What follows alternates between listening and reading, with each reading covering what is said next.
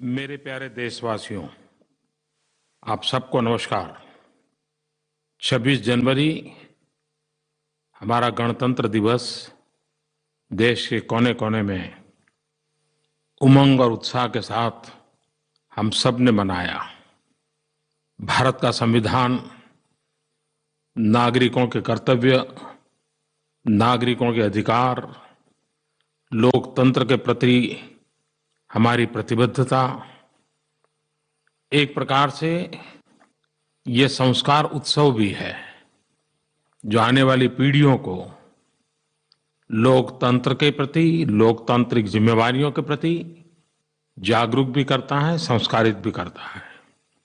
लेकिन अभी भी हमारे देश में नागरिकों के कर्तव्य और नागरिकों के अधिकार, उस पर जितनी बहस होनी चाहिए, जितनी गहराई से बहस होनी चाहिए, जितनी व्यापक रूप में चर्चा होनी चाहिए, वो अभी नहीं हो रही है।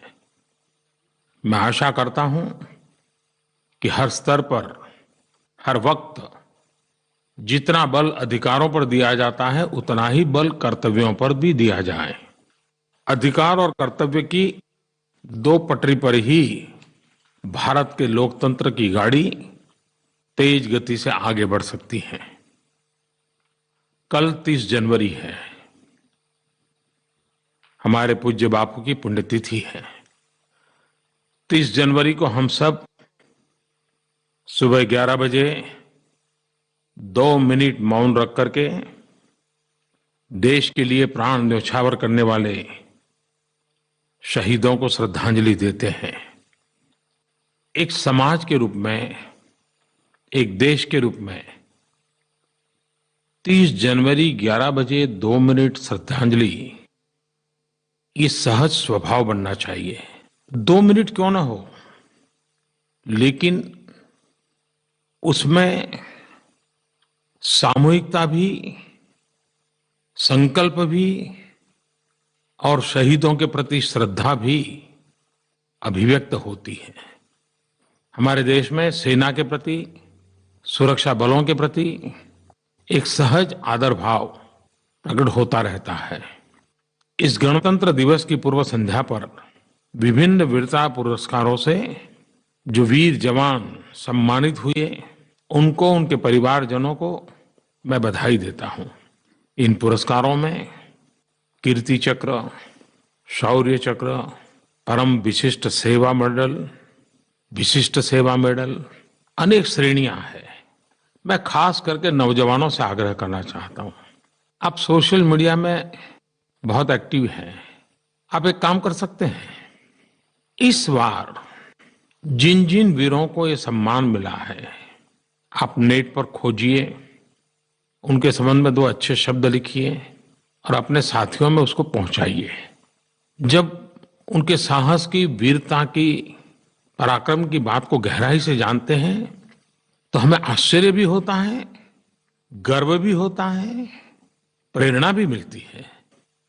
एक तरफ हम सब 26 जनवरी के उमंग और उत्साह की खबरों से आनंदित थे, तो उसी समय कश्मीर में हमारे जो सेना के जवान देश की रक्षा में डटे हुए हैं, वे हिमस्खलन के कारण वीर गति को प्राप्त हुए। मैं इन सभी वीर जवानों को आदरपूर्वक श्रद्धांजलि देता हूं, नमन करता हूं। मेरे युवा साथियों, आप तो भली बात ही जानते हैं कि मैं मन की बात लगातार करता रहता हूं। जनवरी, फरवरी, मार्च, अप्रैल, ये सारे महीने हर परिवार में कसौटी के महीने होते हैं। घर में 1-2 बच्चों की एग्जाम होती हैं, लेकिन पूरा परिवार एग्जाम के बोझ में दबा हुआ होता है। तो मेरा मन कर गया कि ये सही समय है कि मैं विद्यार्थी दोस्तों से बातें करूं, उनके अभिभावकों से बातें करूं, उनके शिक्षकों से बातें करूं, क्योंकि कई वर्षों से मैं जहां गया, जिसे मिला, परीक्षा एक बहुत बड़ा परेशानी का कारण नजर आया। परिवार परेशान, विद्यार्थी परेशान, शिक्षक परेशान। एक बड़ा विचित्र सा मनोवैज्ञानिक वातावरण हर घर में नजर आता है और मुझे हमेशा ये लगा है कि इसमें से बाहर आना चाहिए। और इसलिए मैं आज युवा साथियों के साथ कुछ विस्तार से बातें करना चाहता हूं। जब ये विषय मैंने घोषित किया तो अनेक शिक्षकों ने, अभिभावकों ने, विद्यार्थियों ने मुझे मैसेज भेजे, सवाल भेजे, सुझाव भेजे, पीड़ा भी व्यक्त की, परेशानियों का भी जिक्र किया। और उसको देखने के बाद जो मेरे मन में विचार आए वो मैं आज आपके साथ साझा करना चाहता हूं। मुझे एक टेलीफोन संदेश मिला सृष्टि का। आप भी सुनिए सृष्टि क्या कह रही है। सर, मैं आपसे इतना कहना चाहती हूँ कि एग्जाम्स के टाइम पे अक्सर ऐसा होता है कि हमारे घर में, आस पड़ोस में, हमारी सोसाइटी में बहुत ही खौफनाक और डरावना माहौल बन जाता है। इस वजह से स्टूडेंट्स इंस्पिरेशन तो कम लेकिन डाउन बहुत हो जाते हैं। तो मैं आपसे इतना पूछना चाहती हूँ कि क्या ये माहौल खुशनुमा नहीं हो सकता? खैर, सवाल तो सृष्टि ने पूछा है, लेकिन ये सवाल आप सबके मन में होगा। परीक्षा अपने आप में एक खुशी का अवसर होना चाहिए। साल भर मेहनत की है, अब बताने का अवसर आया है, ऐसा उमंग उत्साह का ये पर्व होना चाहिए। बहुत कम लोग हैं जिनके लिए एग्जाम एक प्लेजर होती है, ज्यादातर लोगों के लिए एग्जाम एक प्रेशर होती है। निर्णय आपको करना है कि इसे आप प्लेजर मानेंगे कि प्रेशर मानेंगे।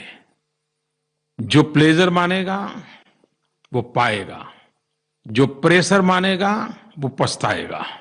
और इसलिए मेरा मत है कि परीक्षा एक उत्सव है। परीक्षा को ऐसे लीजिए जैसे मानो एक त्योहार है।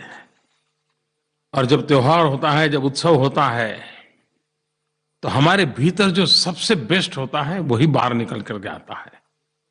समाज की भी ताकत की अनुभूति उत्सव के समय होती है। जो उत्तम से उत्तम है वो प्रकट होता है। सामान्य रूप से हमको लगता है कि हम लोग कितने इनडिसिप्लिन है, लेकिन जब 40-45 दिन चलने वाले कुंभ के मेलों की व्यवस्था देखें तो पता चलता है कि ये मेकशिफ्ट अरेंजमेंट और क्या डिसिप्लिन है लोगों में। ये उत्सव की ताकत है। एग्जाम में भी पूरे परिवार में, मित्रों के बीच, आस पड़ोस के बीच एक उत्सव का माहौल बनना चाहिए। आप देखिए ये प्रेशर प्लेजर में कन्वर्ट हो जाएगा। उत्सवपूर्ण वातावरण बोझ मुक्त बना देगा। और मैं इसमें माता पिता को ज्यादा आग्रह से कहता हूं कि आप इन 3-4 महीने एक उत्सव का वातावरण बनाइए। पूरा परिवार एक टीम के रूप में इस उत्सव को सफल करने के लिए अपनी अपनी भूमिका उत्साह से निभाएं। देखिए, देखते ही देखते बदलाव आ जाएगा। हकीकत तो ये है कि कन्याकुमारी से कश्मीर तक और कच्छ से लेकर के कामरूप तक, अमरेली से लेकर के अरुणाचल प्रदेश तक, ये 3-4 महीने परीक्षा ही परीक्षाएं होती है। ये हम सबका दायित्व है कि हम हर वर्ष इन 3-4 महीनों को अपने अपने तरीके से, अपनी अपनी परंपरा को लेते हुए, अपने अपने परिवार के वातावरण को लेते हुए उत्सव में परिवर्तित करें। और इसलिए मैं तो आपसे कहूंगा, स्माइल मोर, स्कोर मोर। जितने ज्यादा खुशी से इस समय को बिताओगे उतने ही ज्यादा नंबर पाओगे। करके देखिए। और आपने देखा होगा कि जब आप खुश होते हैं, मुस्कुराते हैं, तो आप रिलैक्स अपने आप को पाते हैं। आप सहज रूप से रिलैक्स हो जाते हैं। और जब आप रिलैक्स होते हैं तो आपकी वर्षों पुरानी बातें भी सहज रूप से आपको याद आ जाती हैं। 1 साल पहले क्लासरूम में टीचर ने क्या कहा, पूरा दृश्य याद आ जाता है। और आपको ये पता होना चाहिए, मेमोरी को रिकॉल करने का जो पावर है वो रिलैक्सेशन में सबसे ज्यादा होता है। अगर आप तनाव में हैं तो सारे दरवाजे बंद हो जाते हैं। बाहर का अंदर नहीं जाता, अंदर का बाहर नहीं आता है। विचार प्रक्रिया में एक ठहराव आ जाता है, वो अपने आप में एक बोझ बन जाता है।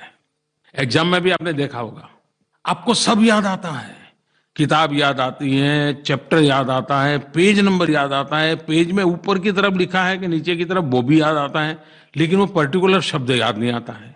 लेकिन जैसे ही एग्जाम देकर के बाहर निकलते हो और थोड़ा सा कमरे के बाहर आए, अचानक आपको याद आ जाता है, हाँ यार ये शब्द था। अंदर क्यों याद नहीं आया? प्रेशर था। बाहर कैसे याद आया? आप ही तो थे, किसी ने बताया तो नहीं था, लेकिन जो अंदर था वो तुरंत बाहर आ गया। और बाहर इसलिए आया क्योंकि आप रिलैक्स हो गए। और इसलिए मेमोरी रिकॉल करने की सबसे बड़ी अगर कोई औषधि है तो वो रिलैक्सेशन है। और ये मैं अपने स्वानुभव से कहता हूं कि अगर प्रेशर है तो अपनी चीजें हम भूल जाते हैं, और रिलैक्स है तो कभी हम कल्पना नहीं कर सकते, अचानक ऐसी ऐसी चीजें याद आ जाती है, वो बहुत काम आ जाती हैं। और ऐसा नहीं है कि आपके पास नॉलेज नहीं है, ऐसा नहीं कि आपके पास इंफॉर्मेशन नहीं है, ऐसा नहीं कि आपने मेहनत नहीं की है, लेकिन जब टेंशन होता है तब आपका नॉलेज, आपका ज्ञान, आपकी जानकारी नीचे दब जाती है और आपका टेंशन उस पर सवार हो जाता है। और इसलिए आवश्यक है a happy mind is the secret for a good marksheet. कभी कभी ये भी लगता है कि हम प्रॉपर पर्सपेक्टिव में परीक्षा को देख नहीं पाते हैं। ऐसा लगता है कि वो जीवन मरण का जैसे सवाल है। आप जो एग्जाम देने जा रहे हैं वो साल भर में आपने जो पढ़ाई की है उसकी एग्जाम है। ये आपके जीवन की कसौटी नहीं है। आपने कैसा जीवन जिया, कैसा जीवन जी रहे हो, कैसा जीवन जीना चाहते हो, उसकी एग्जाम नहीं है। आपके जीवन में क्लासरूम में नोटबुक लेकर के दी गई परीक्षा के सिवाय भी कई कसौटियों से गुजरने के अवसर आए होंगे। और इसलिए परीक्षा को जीवन की सफलता विफलता से कोई लेना देना है, ऐसे बोझ से मुक्त हो जाइए। हमारे सबके सामने हमारे पूर्व राष्ट्रपति डॉक्टर एपीजे अब्दुल कलाम जी का बड़ा प्रेरक उदाहरण है। वे वायुसेना में भर्ती होने गए, फेल हो गए। मान लीजिए उस विफलता के कारण वो अगर मायूस हो जाते, जिंदगी से हार जाते, तो क्या भारत को इतना बड़ा वैज्ञानिक मिलता, इतने बड़े राष्ट्रपति मिलते?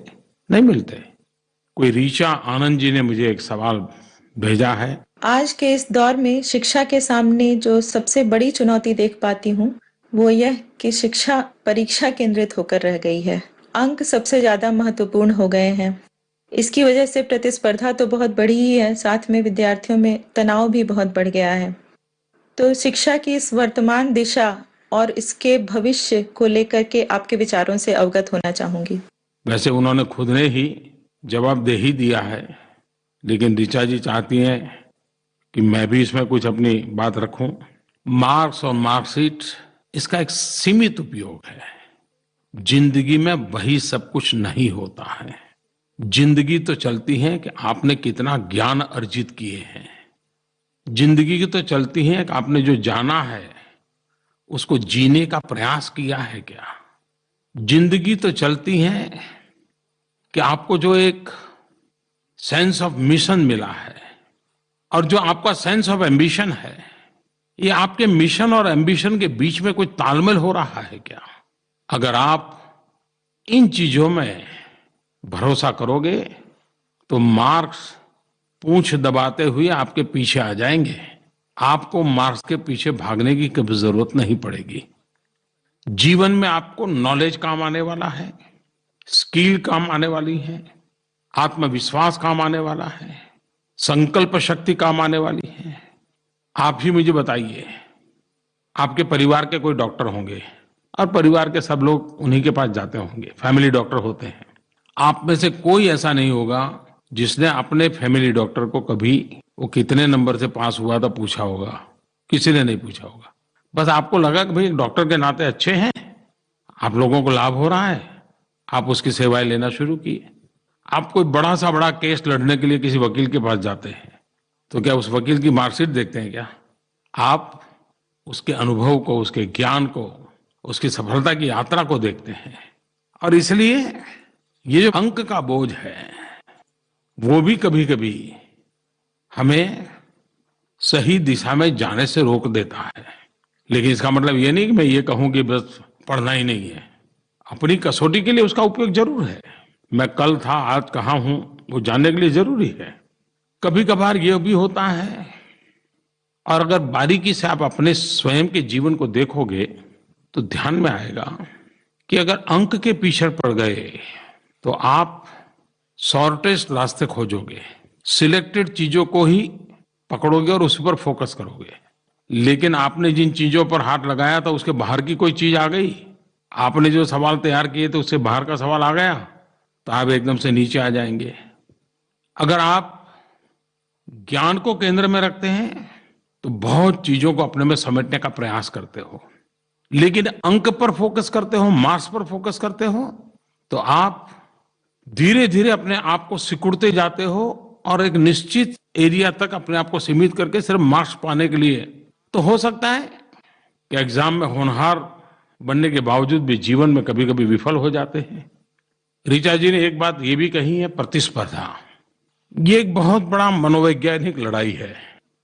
सचमुच में जीवन को आगे बढ़ाने के लिए प्रतिस्पर्धा काम नहीं आती है। जीवन को आगे बढ़ाने के लिए अनुस्पर्धा काम आती है। और जब हम अनुस्पर्धा मैं कहता हूं कि उसका मतलब है स्वयं से स्पर्धा करना। बीते हुए कल से आने वाली कल बेहतर कैसे हो, बीते हुए परिणाम से आने वाला अवसर अधिक बेहतर कैसे हो। अक्सर आपने खेल जगत में देखा होगा, क्योंकि उसमें तुरंत समझ आता है, इसलिए मैं खेल जगत का उदाहरण देता हूं। ज्यादातर सफल खिलाड़ियों के जीवन की एक विशेषता है कि वो अनुस्पर्धा करते हैं। अगर हम श्रीमान सचिन तेंदुलकर जी का ही उदाहरण ले लें, 20 साल लगातार अपने ही रिकॉर्ड तोड़ते जाना, खुद को ही हर बार पराजित करना और आगे बढ़ना, बड़ी अद्भुत जीवन यात्रा है उनकी। क्योंकि उन्होंने प्रतिस्पर्धा से ज्यादा अनुस्पर्धा का रास्ता अपनाया जीवन के हर क्षेत्र में दोस्तों। और जब आप एग्जाम देने जा रहे हैं, तब पहले अगर 2 घंटे पढ़ पाते थे शांति से, वो 3 घंटे कर पाते हो क्या? पहले जितने बजे सुबह उठना तय करते थे, देर हो जाती थी, क्या आप समय पर उठ पाते हो क्या? पहले परीक्षा के टेंशन में नींद नहीं आती थी, अब नींद आती है क्या? खुद को ही आप कसौटी पर कस लीजिए और आपको ध्यान में आएगा, प्रतिस्पर्धा में पराजय हताशा, निराशा और ईर्ष्या को जन्म देता है, लेकिन अनुस्पर्धा आत्ममंथन, आत्मचिंतन का कारण बनती है, संकल्प शक्ति को दृढ़ बनाती है। और जब खुद को पराजित करते हैं तो और अधिक आगे बढ़ने का उत्साह अपने आप पैदा होता है। बाहर से कोई एक्स्ट्रा एनर्जी की जरूरत नहीं पड़ती है, भीतर से ही वो ऊर्जा अपने आप पैदा होती है। अगर सरल भाषा में मुझे कहना है तो मैं कहूंगा, जब आप किसी से प्रतिस्पर्धा करते हैं तो 3 संभावनाएं मोटी मोटी नजर आती हैं। एक, आप उससे बहुत बेहतर हैं। दूसरा, आप उससे बहुत खराब हैं, या आप उसके बराबर के हैं। अगर आप बेहतर हैं तो बेपरवाह हो जाएंगे, अति विश्वास से भर जाएंगे। अगर आप उसके मुकाबले खराब करते हैं तो आप दुखी और निराश हो जाएंगे, ईर्ष्या से भर जाएंगे, जो ईर्ष्या आपको अपने आप को खाती जाएगी। और अगर बराबरी के हैं तो सुधार की आवश्यकता आप कभी महसूस ही नहीं करोगे। जैसी गाड़ी चलती है चलते रहोगे। तो मेरा आपसे आग्रह है अनुस्पर्धा का, खुद से स्पर्धा करने का। पहले क्या किया था, उससे आगे कैसे करूंगा, अच्छा कैसे करूंगा, बस इसी पर ध्यान केंद्रित कीजिए। आप देखिए, आपको बहुत परिवर्तन महसूस होगा। श्रीमान एस सुंदर जी ने अभिभावकों की भूमिका के संबंध में अपनी भावना व्यक्त की है। उनका कहना है कि परीक्षा में अभिभावकों की भूमिका बहुत ही महत्वपूर्ण होती है। उन्होंने आगे लिखा है, मेरी माँ पढ़ी लिखी नहीं थी, फिर भी वह मेरे पास बैठा करती थी और मुझसे गणित के सवाल हल करने के लिए कहती थी। वह उत्तर मिलाती और इस तरह से वो मेरी मदद करती थी, गलतियां ठीक करती थी। मेरी माँ ने 10वीं की परीक्षा पास नहीं की, लेकिन बिना उनके सहयोग हुए मेरे लिए सीबीएसई की एग्जाम पास करना नामुमकिन था। सुंदर जी, आपकी बात सही है।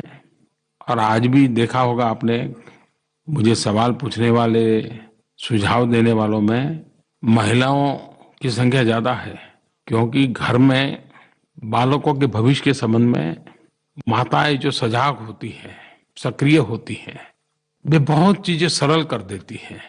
मैं अभिभावकों से इतना ही कहना चाहूंगा, 3 बातों पर हम बल दें: स्वीकारना, सिखाना, समय देना। जो है उसे एक्सेप्ट कीजिए।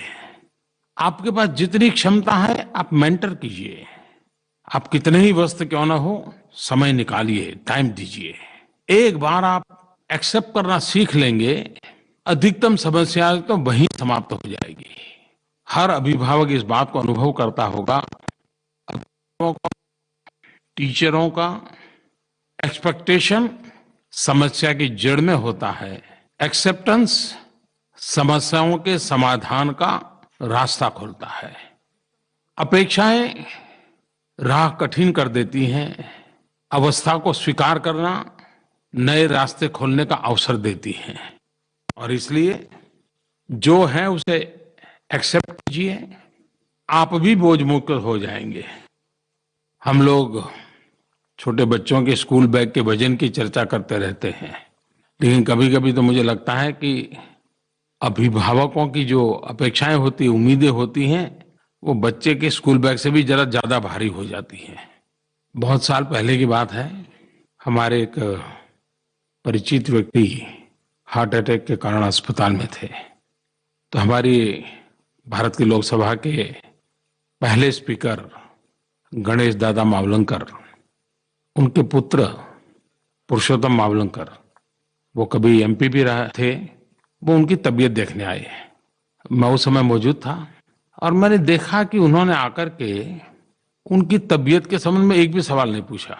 बैठे और आते ही उन्होंने वहां क्या स्थिति है, बीमारी कैसी है, कोई बातें नहीं, चुटकुले सुनाना शुरू कर दिया। और पहली 2-4 मिनट में ही ऐसा माहौल उन्होंने हल्का फुल्का कर दिया। एक प्रकार से बीमार व्यक्ति को जाकर के जैसे हम बीमारी से डरा देते हैं। अभिभावकों से मैं कहना चाहूंगा, कभी कभी हम भी बच्चों के साथ ऐसा ही करते हैं। क्या आपको कभी लगा कि एग्जाम के दिनों में बच्चों को हंसी खुशी का भी कोई माहौल दे? आप देखिए, वातावरण बदल जाएगा। एक बड़ा कमाल का मुझे फोन कॉल आया है। वे सज्जन अपना नाम बताना नहीं चाहते हैं। फोन सुन करके आपको पता चलेगा कि वो अपना नाम क्यों नहीं बताना चाहते हैं। नमस्कार प्रधानमंत्री जी, मैं अपना नाम तो नहीं बता सकता क्योंकि मैंने काम ही कुछ ऐसा किया था अपने बचपन में।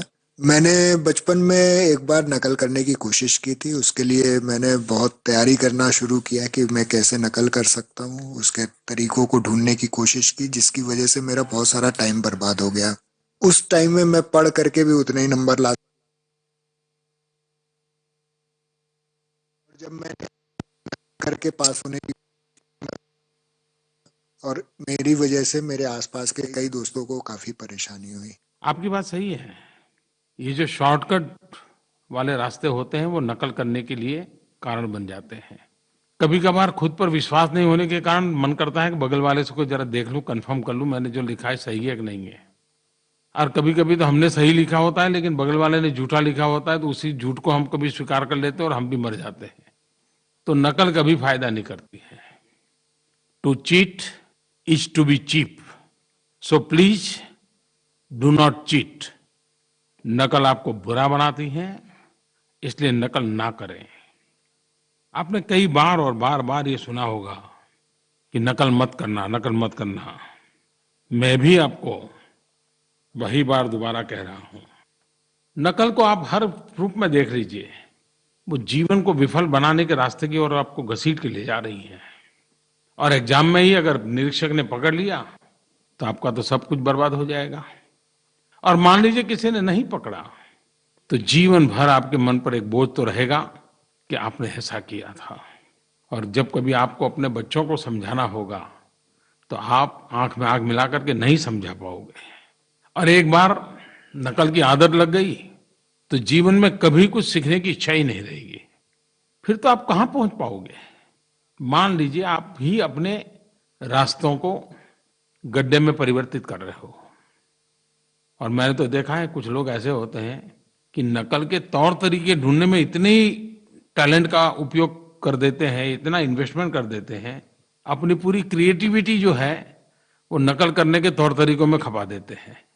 अगर वही क्रिएटिविटी, यही टाइम आप अपने एग्जाम के मुद्दों पर देते तो शायद नकल की ही जरूरत नहीं पड़ती। अपनी खुद की मेहनत से जो परिणाम प्राप्त होगा, उससे जो आत्मविश्वास बढ़ेगा वो अद्भुत होगा। एक फोन कॉल आया है। Namaskar, Pradhan Mantri ji. My name is Monica, and since I'm a class 12 student, I wanted to ask you a couple of questions regarding the board exams. My first question is, what can we do to reduce the stress that builds up during our exams? And my second question is, why are exams all about work and no play? Thank you. अगर परीक्षा के दिनों में मैं आपको खेलकूद की बात करूंगा तो आपके टीचर, आपके पेरेंट्स ये मुझ पर गुस्सा करेंगे, वो नाराज हो जाएंगे कि ये कैसा प्रधानमंत्री है, बच्चों को एग्जाम के समय में कह रहा है खेलो। क्योंकि आमतौर पर धारणा ऐसी है कि अगर विद्यार्थी खेलकूद में ध्यान देते हैं तो शिक्षा से बेध्यान हो जाते हैं। ये मूलभूत धारणा ही गलत है। समस्या की जड़ वही है। सर्वांगीण विकास करना है तो किताबों के बाहर भी एक जिंदगी होती है और वो बहुत बड़ी विशाल होती है। उसको भी जीने का, सीखने का यही समय होता है। कोई ये कहे कि मैं पहले सारी परीक्षाएं पूर्ण कर लूं, बाद में खेलूंगा, बाद में ये करूंगा, तो असंभव है। जीवन का यही तो मोल्डिंग का टाइम होता है। इसी को तो परवरिश कहते हैं। दरअसल परीक्षा में मेरी दृष्टि से 3 बातें बहुत जरूरी है। प्रॉपर रेस्ट, आराम। दूसरा, जितनी आवश्यक है शरीर के लिए उतनी नींद। और तीसरा, दिमागी एक्टिविटी के सिवाय भी शरीर एक बहुत बड़ा हिस्सा है, तो शरीर के बाकी हिस्सों को भी फिजिकल एक्टिविटी मिलनी चाहिए। क्या कभी सोचा है कि जब इतना सारा सामने हो तो 2 पल बाहर निकल के जरा आसमान में देखें, जरा पेड़ पौधों की तरफ देखें, थोड़ा सा मन को हल्का करें। आप देख लिए एक ताजगी के साथ फिर से आप अपने कमरे में अपनी किताबों के बीच आएंगे। आप जो भी कच रहे हो, थोड़ा ब्रेक लीजिए, उठ करके बाहर जाइए, किचन में जाइए, अपनी पसंद की कोई चीज है जरा खोजिए, अपनी पसंद का बिस्किट मिल जाए तो खाइए, थोड़ी हंसी मजाक कर लीजिए, भले 5 मिनट क्यों ना हो, लेकिन आप ब्रेक दीजिए। आपको महसूस होगा कि आपका काम सरल होता जा रहा है। सबको ये पसंद है कि नहीं मुझे मालूम नहीं, लेकिन मेरा तो अनुभव है।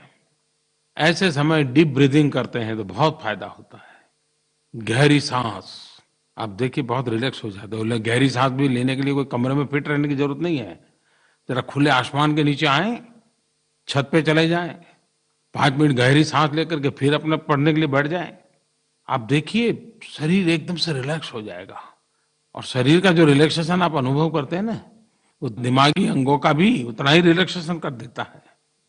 कुछ लोगों को लगता है रात को देर देर जागेंगे, ज्यादा पढ़ेंगे। जी नहीं, शरीर को जितनी नींद की आवश्यकता है वो अवश्य लीजिए। उससे आपका पढ़ने का समय बर्बाद नहीं होगा, वो पढ़ने की ताकत में इजाफा करेगा। आपका कंसंट्रेशन बढ़ेगा, आपके ताजगी आएगी, फ्रेशनेस होगा, आपकी एफिशिएंसी में ओवरऑल बहुत बड़ी बढ़ोतरी होगी। मैं जब चुनाव में सभाएं करता हूं तो कभी कभी मेरी आवाज बैठ जाती है। तो मुझे एक लोक गायक मिलने आए। उन्होंने मुझे आकर के पूछा, आप कितने घंटे सोते हैं? मैंने कहा क्यों भाई, आप डॉक्टर हैं क्या? नहीं बोले, ये आपका आवाज जो चुनाव के समय भाषण करते करते खराब हो जाता है, उसका इसके साथ संबंध है। आप पूरी नींद लेंगे तभी आपके वोकल कॉर्ड को पूरा रेस्ट मिलेगा। अब मैंने नींद को और मेरे भाषण को और मेरी आवाज को कभी सोचा ही नहीं था। उन्होंने मुझे एक जड़ी बूटी दे दी। तो सच में जो हम इन चीजों का महत्व समझें, आप देखिए आपको फायदा होगा। लेकिन इसका मतलब ये नहीं कि बस सोते ही रहे। लेकिन कुछ कहेंगे प्रधानमंत्री जी ने कह दिया है अब बस जागने की जरूरत नहीं, सोते रहना है। तो ऐसा मत करना, वरना आपके परिवार के लोग मेरे से नाराज हो जाएंगे। और आपके अगर मार्कशीट जिस दिन आएगी तो उनको आप नहीं दिखाई दोगे, मैं ही दिखाई दूंगा। तो ऐसा मत करना। और इसलिए मैं तो कहूंगा, P for prepared and P for play. जो खेले वो खिले, the person who plays shines. मन, बुद्धि, शरीर, उसको सचेत रखने के लिए ये एक बहुत बड़ी औषध है। खैर युवा दोस्तों, आप परीक्षा की तैयारी में हैं और मैं आपको मन की बातों में जकड़ के बैठा हूँ।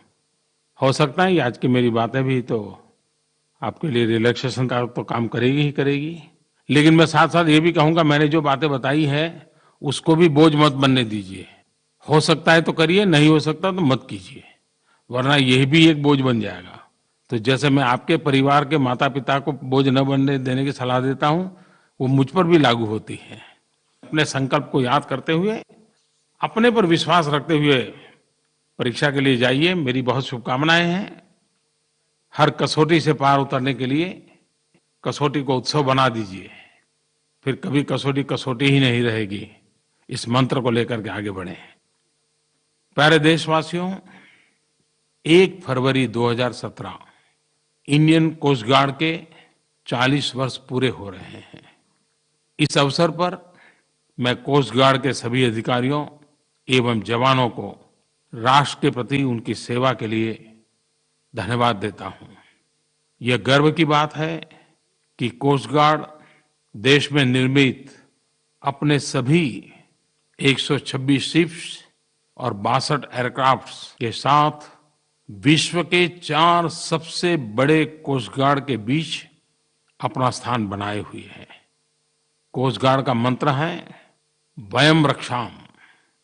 अपने इस आदर्श वाक्य को चरितार्थ करते हुए देश की समुद्री सीमाओं और समुद्री परिवेश को सुरक्षित करने के लिए कोस्ट गार्ड के जवान प्रतिकूल परिस्थितियों में भी दिन रात तत्पर रहते हैं। पिछले वर्ष कोस्ट गार्ड के लोगों ने अपनी जिम्मेवारियों के साथ साथ हमारे देश के समुद्री तट को स्वच्छ बनाने का बड़ा अभियान उठाया था और हजारों लोग इसमें शरीक हुए थे। कोस्टल सिक्योरिटी के साथ साथ कोस्टल क्लीननेस, इसकी भी चिंता की उन्होंने। वे सचमुच में बधाई के पात्र हैं। और बहुत कम लोगों को मालूम होगा कि हमारे देश में कोस्ट गार्ड में सिर्फ पुरुष नहीं है, महिलाएं भी कंधे से कंधा मिलाकर समान रूप से अपनी जिम्मेवारियां निभा रही हैं और सफलतापूर्वक निभा रही हैं। कोस्ट गार्ड के हमारी महिला अफसर पायलट हो, ऑब्जर्वर्स के रूप में काम हो, इतना ही नहीं, होवरक्राफ्ट की कमान भी संभालती हैं। भारत के तटीय सुरक्षा में लगे हुए और सामुद्रिक सुरक्षा एक महत्वपूर्ण विषय आज विश्व का बना हुआ है। तब मैं इंडियन कोस्ट गार्ड के 40वीं वर्षगांठ पर उनको बहुत बहुत बधाई देता हूँ। 1 फरवरी को बसंत पंचमी का त्योहार है। बसंत ये सर्वश्रेष्ठ ऋतु के रूप में उसको स्वीकृति मिली हुई है। बसंत ये ऋतुओं का राजा है। हमारे देश में बसंत पंचमी सरस्वती पूजा का एक बहुत बड़ा त्योहार होता है। विद्या की आराधना का अवसर माना जाता है। इतना ही नहीं, वीरों के लिए प्रेरणा का भी पर्व होता है। मेरा रंग दे बसंती चोला, ये वही तो प्रेरणा है। इस बसंत पंचमी के पावन त्योहार पर मेरी देशवासियों को बहुत बहुत शुभकामनाएं हैं। मेरे प्यारे देशवासियों, मन की बात में आकाशवाणी भी अपनी कल्पकता के साथ हमेशा नए रंग रूप भरता रहता है। पिछले महीने से उन्होंने मेरी मन की बात पूर्ण होने के तुरंत बाद प्रादेशिक भाषाओं में मन की बात सुनाना शुरू किया है। इसको व्यापक स्वीकृति मिली है। दूर दूर से लोग चिट्ठियां लिख रहे हैं। मैं आकाशवाणी को उनकी इस स्वयं प्रेरणा से किए गए काम के लिए बहुत बहुत अभिनंदन करता हूं। देशवासियों, मैं आपका भी बहुत अभिनंदन करता हूं। मन की बात मुझे आपसे जोड़ने का एक बहुत बड़ा अवसर देती है। बहुत बहुत शुभकामनाएं। धन्यवाद।